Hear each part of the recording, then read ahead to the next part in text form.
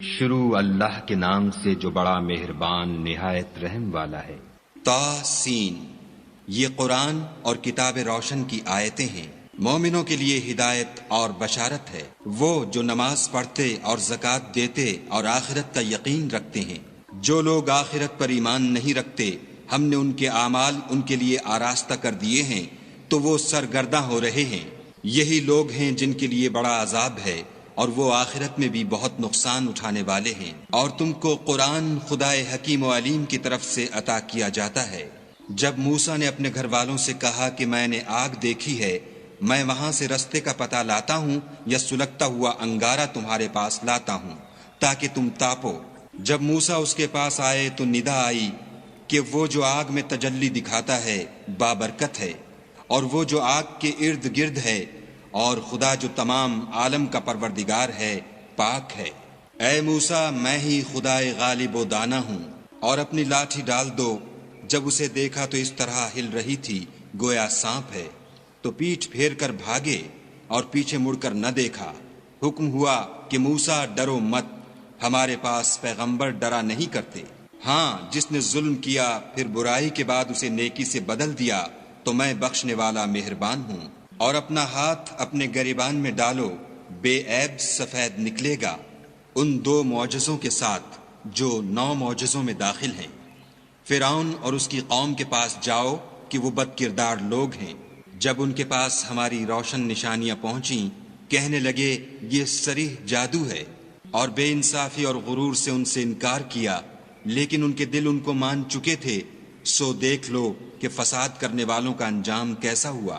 اور ہم نے داؤد اور سلیمان کو علم بخشا، اور انہوں نے کہا کہ خدا کا شکر ہے جس نے ہمیں اپنے بہت سے مومن بندوں پر فضیلت دی۔ اور سلیمان داؤد کے قائم مقام ہوئے اور کہنے لگے کہ لوگوں، ہمیں خدا کی طرف سے جانوروں کی بولی سکھائی گئی ہے اور ہر چیز عنایت فرمائی گئی ہے، بے شک یہ اس کا صریح فضل ہے۔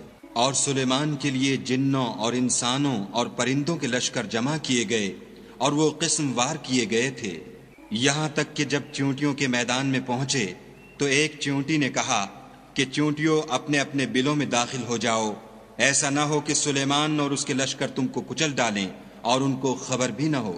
تو وہ اس کی بات سے ہنس پڑے اور کہنے لگے کہ اے پروردگار، مجھے توفیق عنایت کر کہ جو احسان تو نے مجھ پر اور میرے ماں باپ پر کیے ہیں ان کا شکر کروں، اور ایسے نیک کام کروں کہ تو ان سے خوش ہو جائے، اور مجھے اپنی رحمت سے اپنے نیک بندوں میں داخل فرما۔ اور جب انہوں نے جانوروں کا جائزہ لیا تو کہنے لگے کیا سبب ہے کہ ہدہد نظر نہیں آتا؟ کیا کہیں غائب ہو گیا ہے؟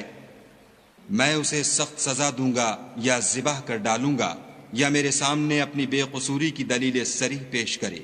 ابھی تھوڑی ہی دیر ہوئی تھی کہ ہدہد موجود ہوا اور کہنے لگا کہ مجھے ایک ایسی چیز معلوم ہوئی ہے جس کی آپ کو خبر نہیں، اور میں آپ کے پاس شہر سبا سے ایک یقینی خبر لے کر آیا ہوں۔ میں نے ایک عورت دیکھی کہ ان لوگوں پر بادشاہت کرتی ہے اور ہر چیز اسے میسر ہے، اور اس کا ایک بڑا تخت ہے۔ میں نے دیکھا کہ وہ اور اس کی قوم خدا کو چھوڑ کر آفتاب کو سجدہ کرتے ہیں، اور شیطان نے ان کے اعمال انہیں آراستہ کر دکھائے ہیں اور ان کو رستے سے روک رکھا ہے، پس وہ رستے پر نہیں آتے اور نہیں سمجھتے کہ خدا کو جو آسمانوں اور زمین میں چھپی چیزوں کو ظاہر کر دیتا اور تمہارے پوشیدہ اور ظاہر اعمال کو جانتا ہے، کیوں سجدہ نہ کریں۔ خدا کے سوا کوئی عبادت کے لائق نہیں، وہی عرش عظیم کا مالک ہے۔ سلیمان نے کہا اچھا، ہم دیکھیں گے تو نے سچ کہا ہے یا تو جھوٹا ہے۔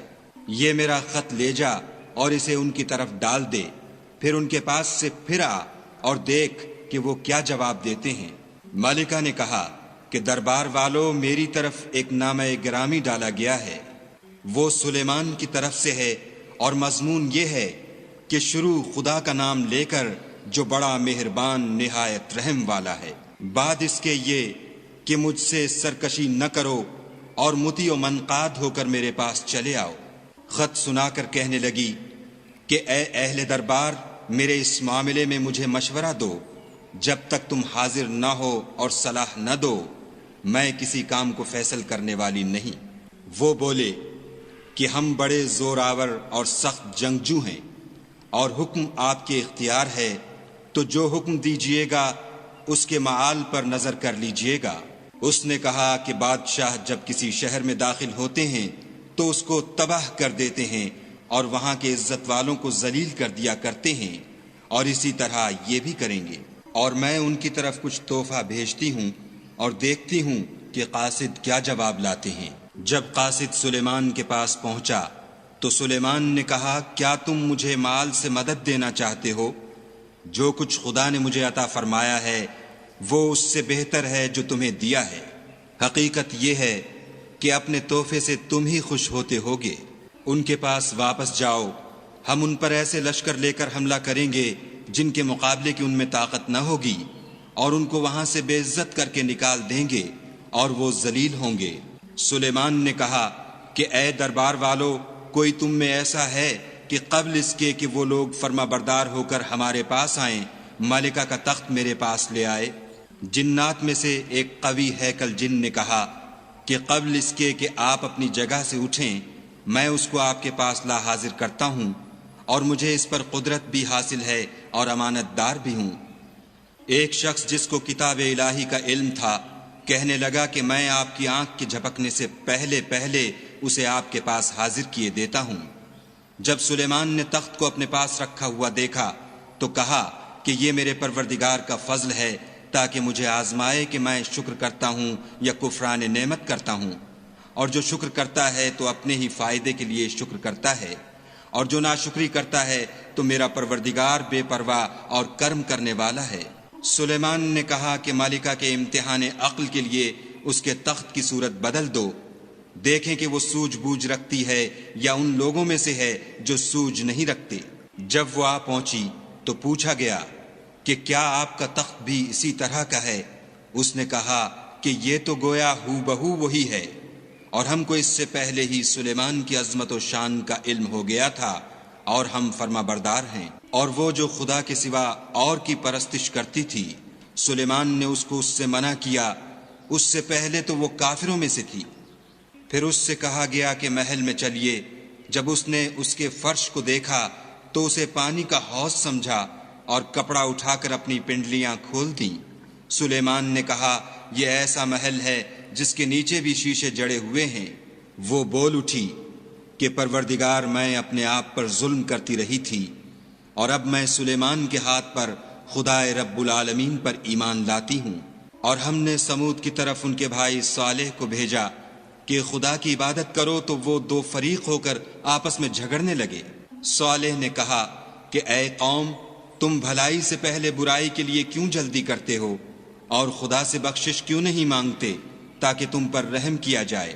وہ کہنے لگے کہ تم اور تمہارے ساتھی ہمارے لیے شگون بد ہیں۔ صالح نے کہا کہ تمہاری بدشگونی خدا کی طرف سے ہے، بلکہ تم ایسے لوگ ہو جن کی آزمائش کی جاتی ہے۔ اور شہر میں 9 شخص تھے جو ملک میں فساد کیا کرتے تھے اور اصلاح سے کام نہیں لیتے تھے۔ کہنے لگے کہ خدا کی قسم کھاؤ کہ ہم رات کو اس پر اور اس کے گھر والوں پر شبخون ماریں گے، پھر اس کے وارثوں سے کہہ دیں گے کہ ہم تو اس کے گھر والوں کے موقع ہلاکت پر گئے ہی نہیں، اور ہم سچ کہتے ہیں۔ اور وہ ایک چال چلے اور ہم بھی ایک چال چلے، اور ان کو کچھ خبر نہ ہوئی۔ تو دیکھ لو کہ ان کی چال کا انجام کیسا ہوا۔ ہم نے ان کو اور ان کی قوم سب کو ہلاک کر ڈالا۔ اب یہ ان کے گھر ان کے ظلم کے سبب خالی پڑے ہیں۔ جو لوگ دانش رکھتے ہیں ان کے لیے اس میں نشانی ہے، اور جو لوگ ایمان لائے اور ڈرتے تھے ان کو ہم نے نجات دی۔ اور لوط کو یاد کرو جب انہوں نے اپنی قوم سے کہا کہ تم بے حیائی کے کام کیوں کرتے ہو، اور تم دیکھتے ہو کیا تم عورتوں کو چھوڑ کر لذت حاصل کرنے کے لیے مردوں کی طرف مائل ہوتے ہو؟ حقیقت یہ ہے کہ تم احمق لوگ ہو۔ تو ان کی قوم کے لوگ بولے تو یہ بولے، اور اس کے سوا ان کا کچھ جواب نہ تھا کہ لوط کے گھر والوں کو اپنے شہر سے نکال دو، یہ لوگ پاک بننا چاہتے ہیں۔ تو ہم نے ان کو اور ان کے گھر والوں کو نجات دی، مگر ان کی بیوی کہ اس کی نسبت ہم نے مقرر کر رکھا تھا کہ وہ پیچھے رہنے والوں میں ہوگی۔ اور ہم نے ان پر مہ برسایا، سو جو میں ان لوگوں پر برسا جن کو متنبع کر دیا گیا تھا برا تھا۔ کہہ دو کہ سب تعریف خدا ہی کو سزاوار ہے، اور اس کے بندوں پر سلام ہے جن کو اس نے منتخب فرمایا۔ بھلا خدا بہتر ہے یا وہ جن کو یہ اس کا شریک بناتے ہیں؟ بھلا کس نے آسمانوں اور زمین کو پیدا کیا، اور کس نے تمہارے لیے آسمان سے پانی برسایا؟ ہم نے، پھر ہم نے اس سے سرسبز باغ اگائے۔ تمہارا کام تو نہ تھا کہ تم ان کے درختوں کو اگاتے، تو کیا خدا کے ساتھ کوئی اور بھی معبود ہے؟ ہرگز نہیں، بلکہ یہ لوگ رستے سے الگ ہو رہے ہیں۔ بھلا کس نے زمین کو قرارگاہ بنایا اور اس کے بیچ نہریں بنائیں اور اس کے لیے پہاڑ بنائے، اور کس نے دو دریاؤں کے بیچ اوٹ بنائی؟ یہ سب کچھ خدا نے بنایا، تو کیا خدا کے ساتھ کوئی اور معبود بھی ہے؟ ہرگز نہیں، بلکہ ان میں اکثر دانش نہیں رکھتے۔ بھلا کون بے قرار کی التجا قبول کرتا ہے جب وہ اس سے دعا کرتا ہے، اور کون اس کی تکلیف کو دور کرتا ہے، اور کون تم کو زمین میں اگلوں کا جانشین بناتا ہے؟ یہ سب کچھ خدا کرتا ہے، تو کیا خدا کے ساتھ کوئی اور معبود بھی ہے؟ ہرگز نہیں، مگر تم بہت کم غور کرتے ہو۔ بھلا کون تم کو جنگل اور دریا کے اندھیروں میں رستہ بتاتا، اور کون ہواؤں کو اپنی رحمت کے آگے خوشخبری بنا کر بھیجتا ہے؟ یہ سب کچھ خدا کرتا ہے، تو کیا خدا کے ساتھ کوئی اور معبود بھی ہے؟ ہرگز نہیں۔ یہ لوگ جو شرک کرتے ہیں، خدا کی شان اس سے بلند ہے۔ بھلا کون خلقت کو پہلی بار پیدا کرتا، پھر اس کو بار بار پیدا کرتا رہتا ہے؟ اور کون تم کو آسمان اور زمین سے رزق دیتا ہے؟ یہ سب کچھ خدا کرتا ہے، تو کیا خدا کے ساتھ کوئی اور معبود بھی ہے؟ ہرگز نہیں۔ کہہ دو کہ مشرکو، اگر تم سچے ہو تو دلیل پیش کرو۔ کہہ دو کہ جو لوگ آسمانوں اور زمین میں ہیں خدا کے سوا غیب کی باتیں نہیں جانتے، اور نہ یہ جانتے ہیں کہ کب زندہ کر کے اٹھائے جائیں گے، بلکہ آخرت کے بارے میں ان کا علم منتہی ہو چکا ہے، بلکہ وہ اس سے شک میں ہیں، بلکہ اس سے اندھے ہو رہے ہیں۔ اور جو لوگ کافر ہیں کہتے ہیں کہ جب ہم اور ہمارے باپ دادا مٹی ہو جائیں گے تو کیا ہم پھر قبروں سے نکالے جائیں گے؟ یہ وعدہ ہم سے اور ہمارے باپ دادا سے پہلے سے ہوتا چلا آیا ہے۔ کہاں کا اٹھنا اور کیسی قیامت، یہ تو صرف پہلے لوگوں کی کہانیاں ہیں۔ کہہ دو کہ ملک میں چلو پھرو، پھر دیکھو کہ گناہ گاروں کا انجام کیا ہوا، اور ان کے حال پر غم نہ کرنا، اور نہ ان چالوں سے جو یہ کر رہے ہیں تنگ دل ہونا، اور کہتے ہیں کہ اگر تم سچے ہو تو یہ وعدہ کب پورا ہوگا؟ کہہ دو کہ جس عذاب کے لیے تم جلدی کر رہے ہو شاید اس میں سے کچھ تمہارے نزدیک آ پہنچا ہو، اور تمہارا پروردگار تو لوگوں پر فضل کرنے والا ہے، لیکن ان میں سے اکثر شکر نہیں کرتے۔ اور جو باتیں ان کے سینوں میں پوشیدہ ہوتی ہیں اور جو کام وہ ظاہر کرتے ہیں، تمہارا پروردگار ان سب کو جانتا ہے۔ اور آسمانوں اور زمین میں کوئی پوشیدہ چیز نہیں ہے مگر وہ کتاب روشن میں لکھی ہوئی ہے۔ بے شک یہ قرآن بنی اسرائیل کے سامنے اکثر باتیں جن میں وہ اختلاف کرتے ہیں بیان کر دیتا ہے، اور بے شک یہ مومنوں کے لیے ہدایت اور رحمت ہے۔ تمہارا پروردگار قیامت کے روز ان میں اپنے حکم سے فیصلہ کر دے گا، اور وہ غالب اور علم والا ہے۔ تو خدا پر بھروسہ رکھو، تم تو حق صریح پر ہو۔ کچھ شک نہیں کہ تم مردوں کو بات نہیں سنا سکتے، اور نہ بہروں کو جبکہ وہ پیٹھ پھیر کر پھر جائیں آواز سنا سکتے ہو، اور نہ اندھوں کو گمراہی سے نکال کر رستہ دکھا سکتے ہو۔ تم تو انہی کو سنا سکتے ہو جو ہماری آیتوں پر ایمان لاتے ہیں اور وہ فرما بردار ہو جاتے ہیں۔ اور جب ان کے بارے میں عذاب کا وعدہ پورا ہوگا تو ہم ان کے لیے زمین میں سے ایک جانور نکالیں گے جو ان سے بیان کر دے گا، اس لیے کہ لوگ ہماری آیتوں پر ایمان نہیں لاتے تھے۔ اور جس روز ہم ہر امت میں سے اس گروہ کو جمع کریں گے جو ہماری آیتوں کی تکذیب کرتے تھے تو ان کی جماعت بندی کی جائے گی، یہاں تک کہ جب سب آ جائیں گے تو خدا فرمائے گا کہ کیا تم نے میری آیتوں کو جھٹلا دیا تھا اور تم نے اپنے علم سے ان پر احاطہ تو کیا ہی نہ تھا؟ بھلا تم کیا کرتے تھے؟ اور ان کے ظلم کے سبب ان کے حق میں وعدہ عذاب پورا ہو کر رہے گا تو وہ بول بھی نہ سکیں گے۔ کیا انہوں نے نہیں دیکھا کہ ہم نے رات کو اس لیے بنایا ہے کہ اس میں آرام کریں، اور دن کو روشن بنایا ہے کہ اس میں کام کریں؟ بے شک اس میں مومن لوگوں کے لیے نشانیاں ہیں۔ اور جس روز سور پھونکا جائے گا تو جو لوگ آسمانوں اور جو زمین میں ہیں سب گھبرا اٹھیں گے، مگر وہ جسے خدا چاہے، اور سب اس کے پاس عاجز ہو کر چلے آئیں گے۔ اور تم پہاڑوں کو دیکھتے ہو تو خیال کرتے ہو کہ اپنی جگہ پر کھڑے ہیں، مگر وہ اس روز اس طرح اڑتے پھریں گے جیسے بادل۔ یہ خدا کی کاریگری ہے جس نے ہر چیز کو مضبوط بنایا، بے شک وہ تمہارے سب افعال سے باخبر ہے۔ جو شخص نیکی لے کر آئے گا تو اس کے لیے اس سے بہتر بدلہ تیار ہے، اور ایسے لوگ اس روز گھبراہٹ سے بے خوف ہوں گے۔